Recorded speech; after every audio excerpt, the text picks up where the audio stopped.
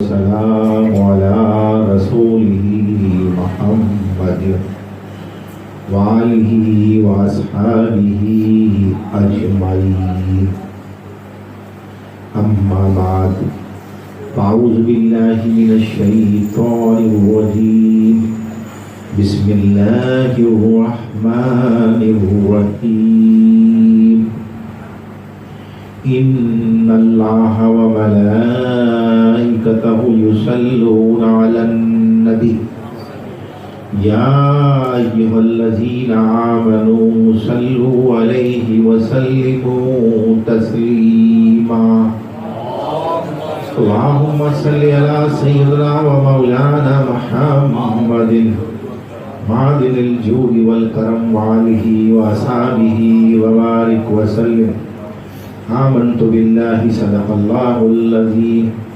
وبلغنا رسوله النبي الكريم الأمين ونحن على ذلك من الشاهدين والشاكرين والحمد لله رب العالمين سبحانك لا علم لنا إلا ما علمتنا إنك أنت العليم الحكيم میرے معزز دوستوں، بزرگوں، بھائیوں، دل بندوں، السلام علیکم ورحمۃ اللہ وبرکاتہ۔ یہ کس شہنشاہ والا کی یاد، بڑا پرسوز، پرکیف، پر لطف انداز لگ رہا تھا پڑھنے کے۔ اللہ اکبر۔ تو اسی حوالے سے آج کچھ عرض کرنا چاہوں گا۔ آپ کے سامنے میں نے سورہ احزاب کی آیت نمبر 56 یعنی 56 پارہ نمبر 22 تلاوت کرنے کا شرف حاصل کیا۔ یا ایھا الذین آمنوا آدھی آیت ہے، صلو علیہ وسلموا تسلیما۔ اے ایمان والو،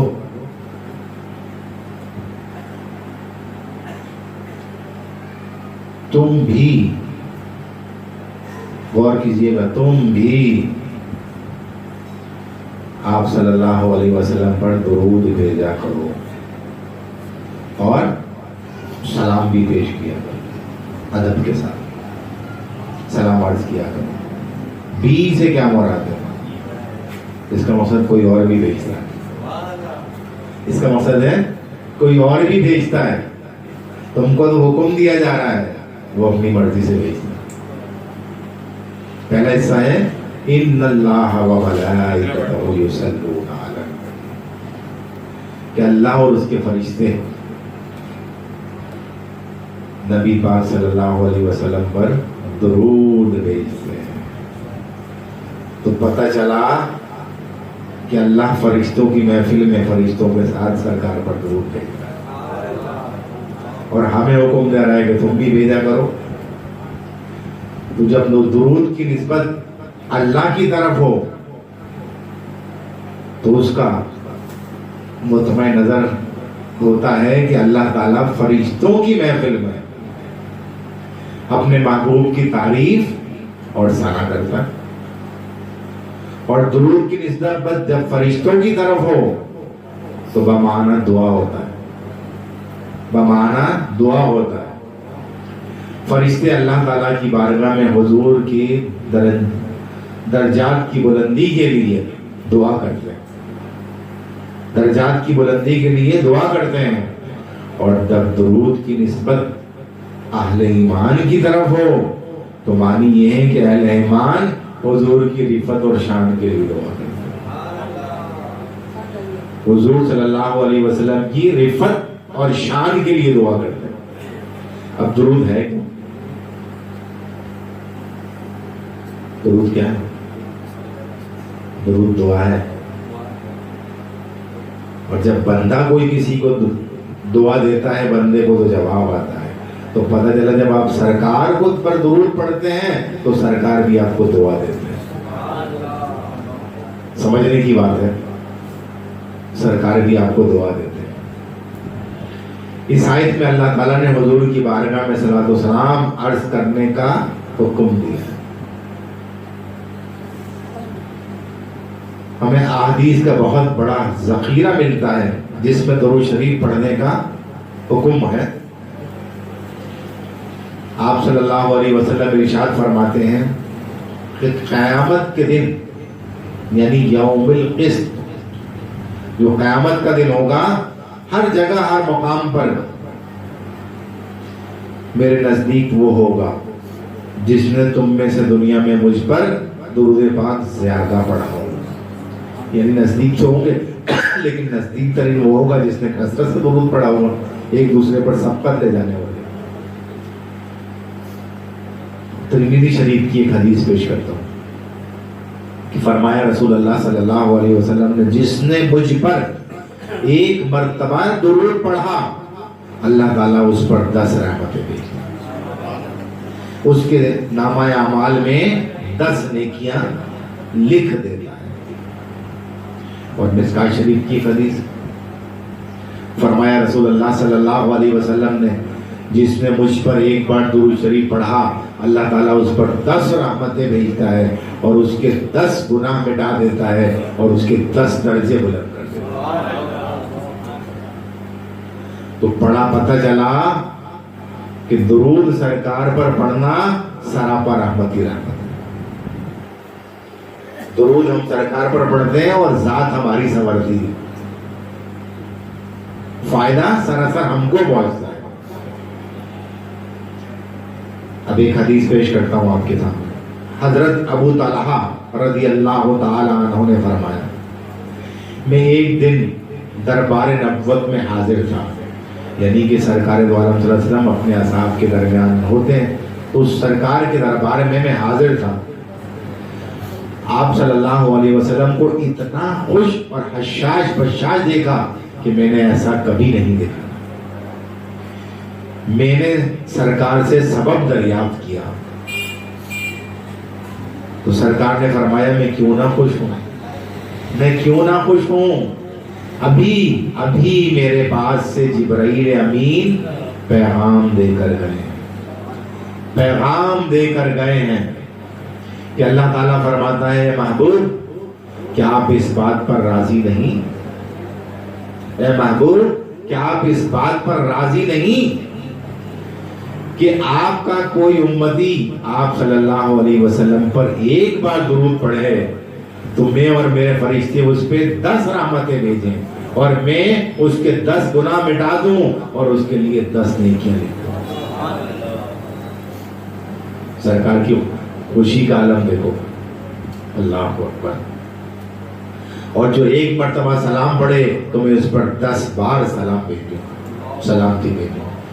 لہذا آپ صلی اللہ علیہ وسلم اپنی امت کو اس بات کی خوشخبری سنا دیجئے, اللہ نے فرمایا, اور ساتھ یہ بھی فرما دیجئے کہ اے امت اب تمہاری مرضی, تم درود پاک کم پڑھو یا زیادہ پڑھو, چاہے کم پڑھو چاہے زیادہ پڑھو. حضرت ابی کعب رضی اللہ تعالیٰ عنہ نے فرمایا کہ میں نے سرکار مدینہ کی بارگاہ میں عرض کی کہ یا رسول اللہ میں آپ پر کتنا درود پاک پڑھوں.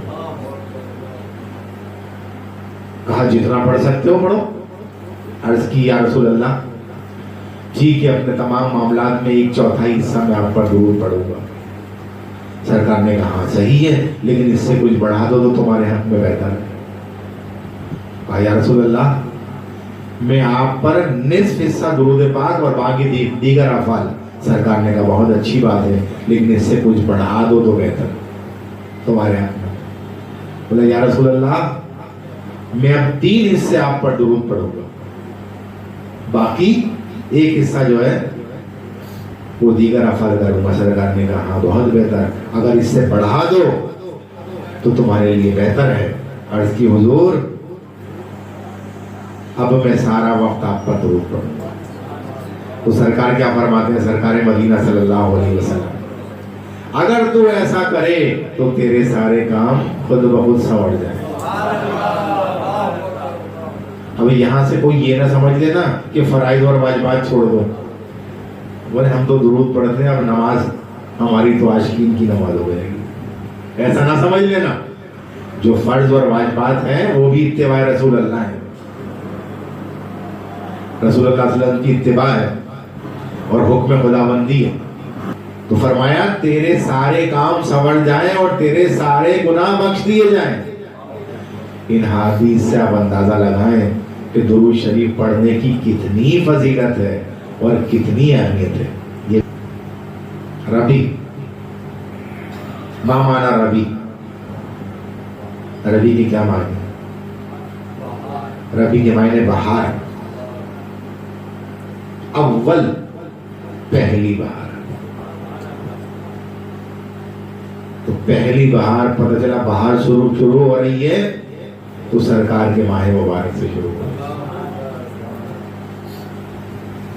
تو سرکار نے جو نام، یہ جو نام ہے ربیع الاول، بڑا بابرکت نام ہے اور یہ بہت ساری چیزوں کا احاطہ کیے ہوئے، بہت ساری چیزوں کو گھیرے میں لیے ہوئے۔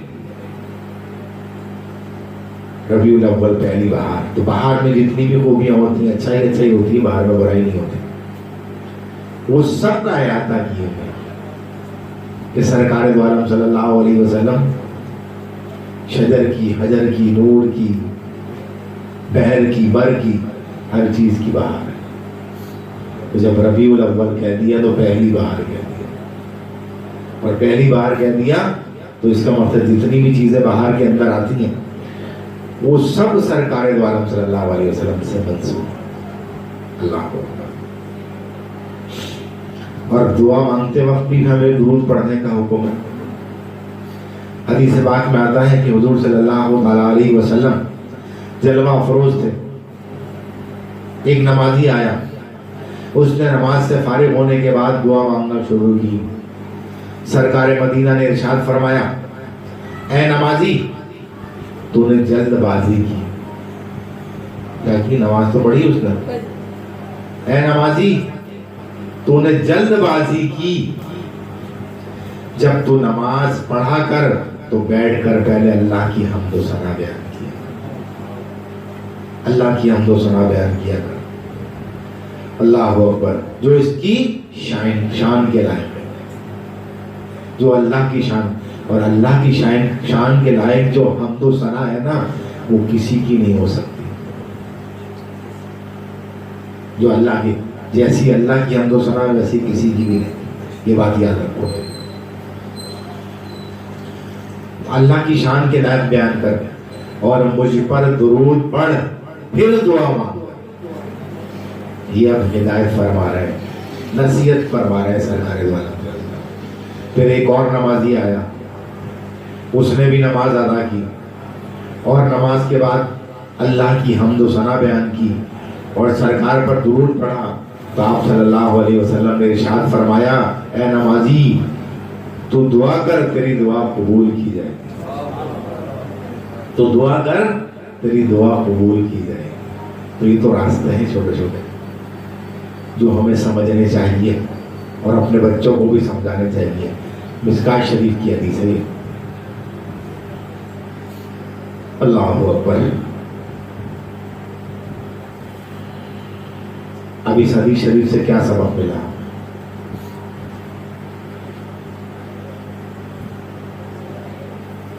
کہ نماز کے بعد درود شریف پڑھنا اور ذکر کرنا سنت ہے اور قبولیت دعا کا باعث ہے۔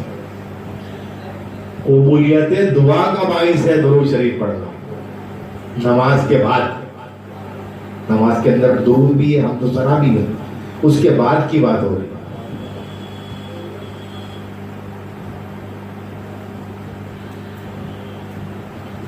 دیکھیں، ہر محفل میں ہمیں درود شریف پڑھنے کا حکم ہے، ہمیں اندازہ نہیں ہے اس بات کا۔ حضور اکرم صلی اللہ تعالیٰ علیہ وسلم نے ارشاد فرمایا، جب لوگ کسی مجلس میں بیٹھتے ہیں نہ اللہ تعالیٰ کا ذکر کرتے ہیں اور نہ اس کے نبی پر درود پڑھتے ہیں، قیامت کے دن وہ مجلس ان کے لیے وبال ہوگی، قیامت کے دن وہ مجلس ان کے لیے وبال ہوگی، چاہے تو ان کو عذاب دے، چاہے تو بخش دے۔ یہ رب کی شان قریبی پر ہے۔ تو حضور صلی اللہ علیہ وسلم کا نام نامی اسم گرامی سن کر ایک دفعہ درود پڑھنا واجب ہے۔ تو پڑھو ایک بار درود، اللہم صلی علی سیدنا محمد معدن الجود والکرم والہ وصحبہ وبارک وسلم۔ اور بار بار نام مبارک سننے پر درود پڑھنا مستحب ہے۔ ایک مجلس کی بات ہو رہی ہے، ایک مجلس۔ بعض کے نزدیک ہر بار پڑھنا واجب ہے۔ اس وجہ سے بتا رہا ہوں کہ کثرت سے درود شروع کر دے آدمی، بس آج سے شروع کر دے، اتنے فوائد ہیں درود پاک پڑھنے کے۔ حضور صلی اللہ علیہ وسلم نے ارشاد فرمایا، میرے حوض کوثر پر کچھ گروہ وارد ہوں گے جن کو میں انہیں درود شریف کی کثرت کی وجہ سے پہچانتا ہوں۔ تو پتہ چلا جو اس دنیا میں درود پڑھ رہا ہے اس کو سرکار پہچانتے ہیں، ویسے تو سب کو ہی پہچانتے ہیں، درود پڑھنے والے کو خاص کر پہچانتے ہیں۔ کل میدان محشر میں یہ منظر ہوگا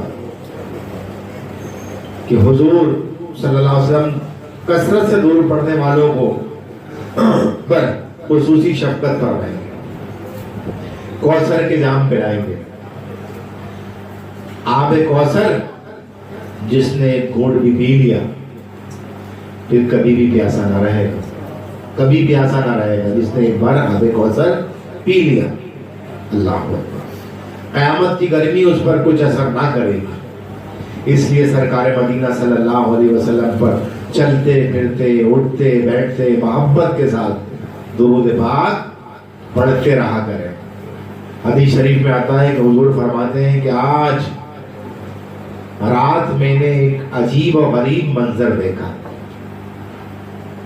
میرا ایک امتی پل سرات سے گزرنے لگا، کبھی وہ چلتا، کبھی وہ گرتا اور کبھی لٹک جاتا، تو اس نے مجھ پر جو درود پیش کیا تھا یا پڑھا تھا وہ آیا اور امتی کا ہاتھ پکڑ کے پل صراط پر سیدھا کھڑا کر دیا اور پار کرا دیا۔ یہ فائدے ہیں درود پاک پڑھنے کے۔ اللہ اکبر۔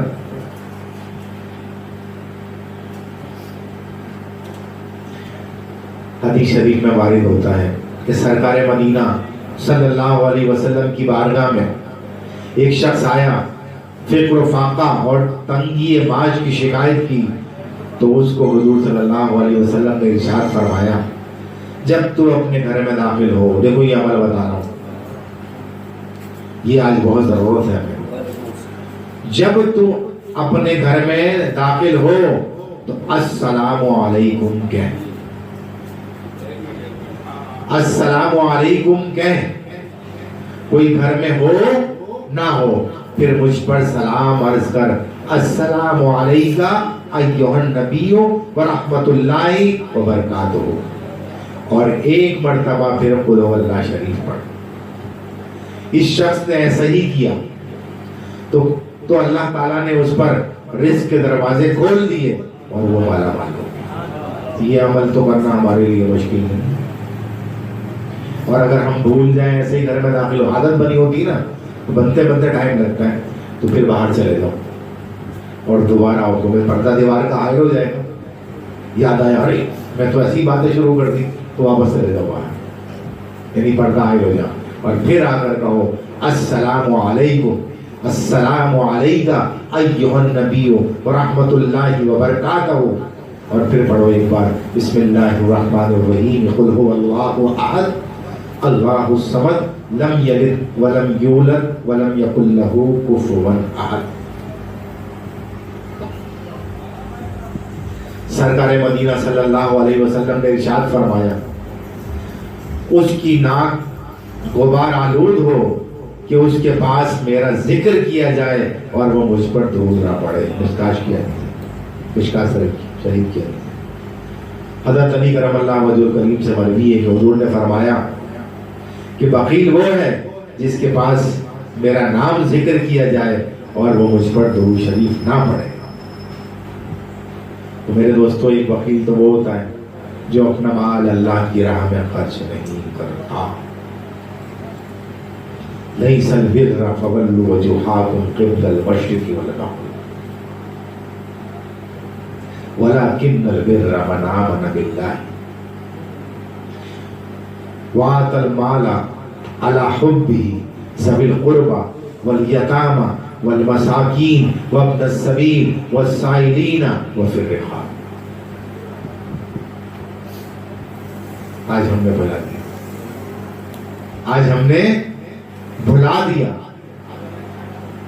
کہ نیکی صرف یہی نہیں ہے. آج تو یہ آج کا انسان یہ سمجھنے لگا ہے کہ بس ہم نماز پڑھنے لگے تو بس بہت نہیں ہو گئے. یہ تو حکم خداوندی ہے. تو نیک قرآن کی آیت پڑھی ہے آپ کے سامنے. نیکی صرف یہی نہیں ہے کہ تو اپنا رخ مشرق یا مغرب کی طرف کر لے, بلکہ تو آئے کیا بات ہے, وَلَٰكِنَّ الْبِرَّ مَنْ آمَنَ بِاللَّهِ, کہ تو اللہ پر ایمان لا. اور جب اللہ پر ایمان لایا تو سب چیز کی پاسداری کرنی پڑے گی. ایمان اسی چیز کا نام ہے, یہ بات میری یاد رکھو. اسی چیز کا نام ہے کہ ہر چیز کی پاسداری کرنی پڑے گی.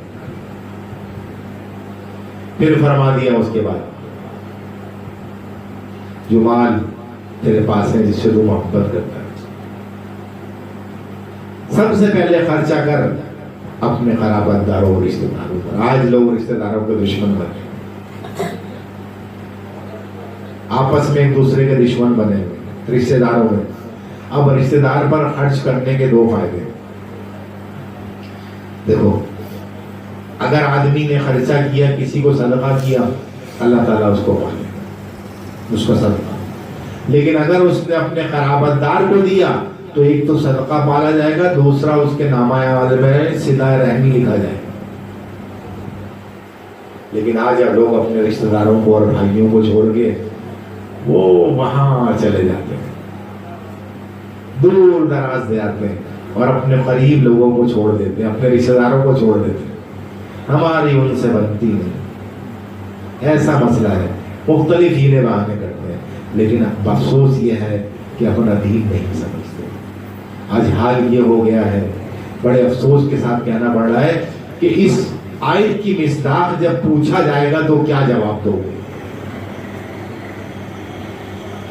کیا یہ جا رہا ہے کہ زکوٰۃ فنڈ ریزنگ کا ایک ذریعہ بن گئی ہے بہت بڑا, تمام جماعتوں کے لیے فنڈ ریزنگ کا ایک ذریعہ بن گئی. اب جو تھوڑا سمجھتے ہیں کہ نہیں بھائی زکوٰۃ کا پیسے تو ایسے, لیکن فنڈ تو چاہیے. پتہ چلا کہ کتنے دیگر لوگوں کا حق مار دیا جو زکوٰۃ کے مستحق تھے. لوگوں نے اپنی زکوٰۃ کسی سیاسی فقیر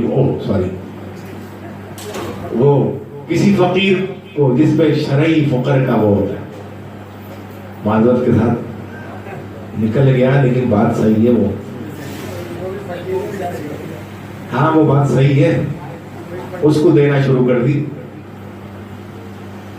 جب اس کو دینا شروع کر دی, اس کے پاس جمع ہو گئی, اس نے لے جا کے اس فنڈ میں دے دی.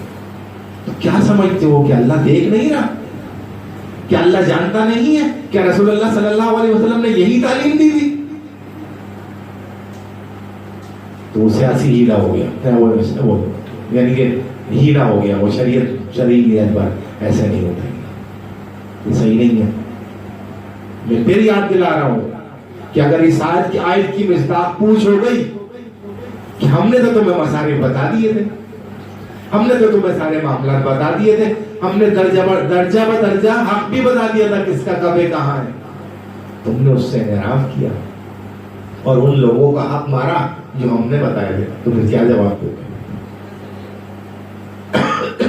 پھر کیا جواب دو گے اللہ کی بات میں؟ جواب تو دے ہی نہیں سکتا آدمی, اپنے معاملات کا ہی دے دے. صحیح بتا رہا ہوں میں؟ غور کرو, فکر کرو, سوچو, تدبر کرو, تفکر کرو کہ دین اسلام ہے کیا اور ہم نے کیا بتایا. پھر میں ایک بات آپ سے کہوں گا,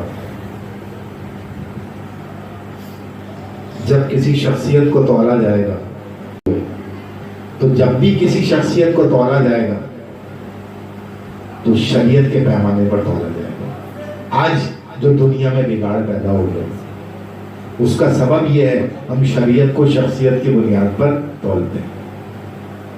نہیں سمجھ میں آئی؟ اتنا آسان کر کے سمجھایا پھر بھی سمجھ میں نہیں آیا. یہی وجہ ہے کہ لوگ لوگوں کے چکر میں پڑ جاتے ہیں جس کی